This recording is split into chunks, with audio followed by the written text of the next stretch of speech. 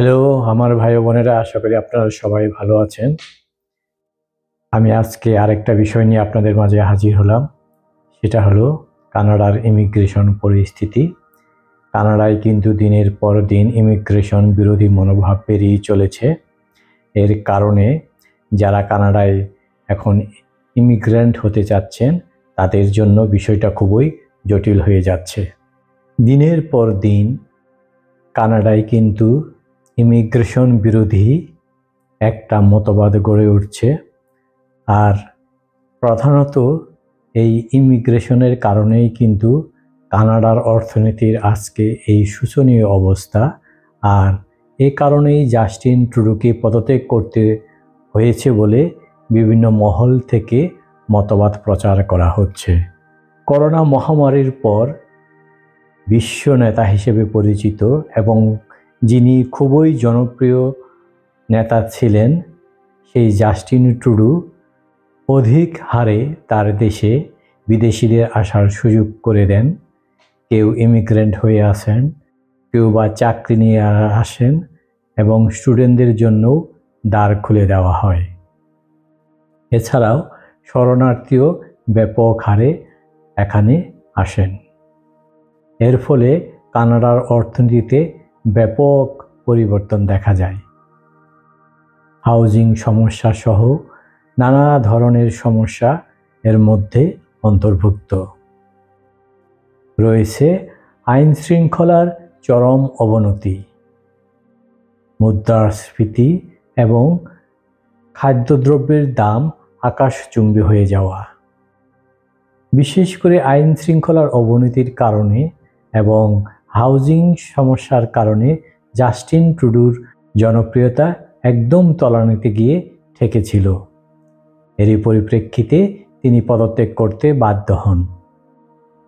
পৃথিবীর অন্যান্য দেশের তুলনায় কানাডা কিন্তু ছিল ইমিগ্রেন্টদের জন্য একটি স্বর্গরাজ্য। মহান এই দেশ ইমিগ্রেন্টদের উদার চিত্তে গ্রহণ করেছে এতদিন। কেউ কখনো ইমিগ্রেশন বিরোধিতা করেননি কিংবা এ নিয়ে কথা বলেননি। এই বিষয়টি নিয়ে কথা বলাকে তারা অশোভন মনে করতেন। কানাডার একটি পরিচিত হলো বিভিন্ন বৈচিত্র্য, সংস্কৃতি এবং ধর্মের লোক এখানে সহাবস্থান করে। এই অবস্থানকে ধরে রাখার জন্যই কিন্তু এতদিন কেউ কোনো কথা বলেননি। কিন্তু নানান কারণে কানাডার জনগণ এখন ইমিগ্রেন্ট বিরোধী হয়ে উঠেছে। যদিও কানাডার 50% লোক এখানে ইমিগ্রেন্ট, কিন্তু এখন তা কমিয়ে আনা হবে বলে ধারণা করা হচ্ছে। বিশেষ করে বিরোধী দল পলিয়ের, তিনি আগামী নির্বাচনে নির্বাচিত হয়ে প্রধানমন্ত্রী হবেন এটা নিশ্চিত। তিনি এখন ইমিগ্রেন্ট নিয়ে খুবই কথা বলছেন এবং এ বিষয়ে সচেতন হওয়ার জন্য নানা ধরনের পদক্ষেপ নিচ্ছেন। তিনি এটা উল্লেখ করেছেন, মিথ্যা তথ্য দিয়ে যারা এদেশে আসবেন না তারাই শুধু অ্যাসাইলাম পাবেন। এর মানে অ্যাসাইলাম দেওয়ার ক্ষেত্রেও কঠোর হতে যাচ্ছে কানাডা সরকার। কিছু কিছু এলাকায় এই ইমিগ্রেন্ট বিরোধী প্রচারণা এখন তুঙ্গে। সামাজিক যোগাযোগ মাধ্যমেও এ নিয়ে তুমুল আলোচনা হচ্ছে। এদিকে ডোনাল্ড ট্রাম্প নির্বাচিত হয়ে আসার পর অভিবাসন নীতিতেও ব্যাপক পরিবর্তন আনার চাপে রয়েছে কানাডা।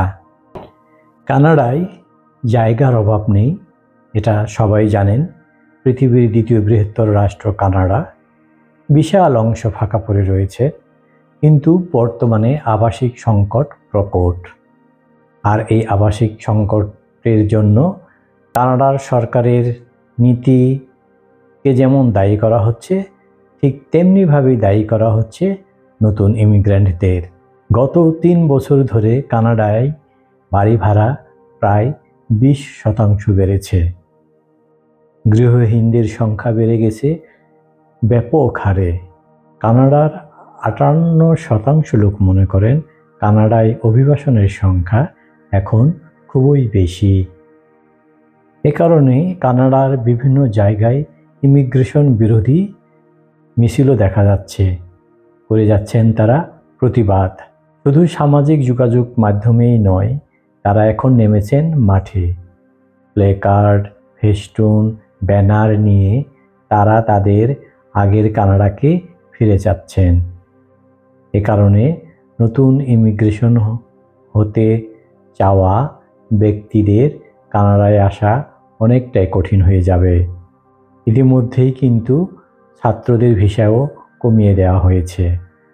শরণার্থীদের আপন করে গ্রহণ করে নেওয়ার জন্য এতদিন প্রস্তুত ছিল যে দেশ, সেই দেশই এখন শরণার্থী বা অ্যাসাইলাম প্রার্থীদের নিয়ে নানা ধরনের প্রশ্ন করছেন।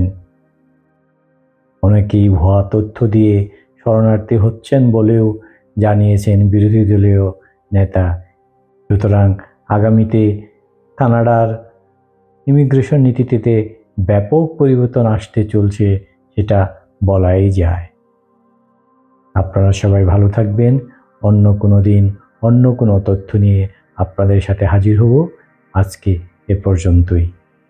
আর আমার তথ্যগুলো যদিও আপনারা জেনে উপকৃত হয়ে থাকেন, অবশ্যই আমার চ্যানেলটা সাবস্ক্রাইব করবেন এবং লাইক ও কমেন্টস করে আমাকে উৎসাহিত করবেন। সবাই ভালো থাকবেন।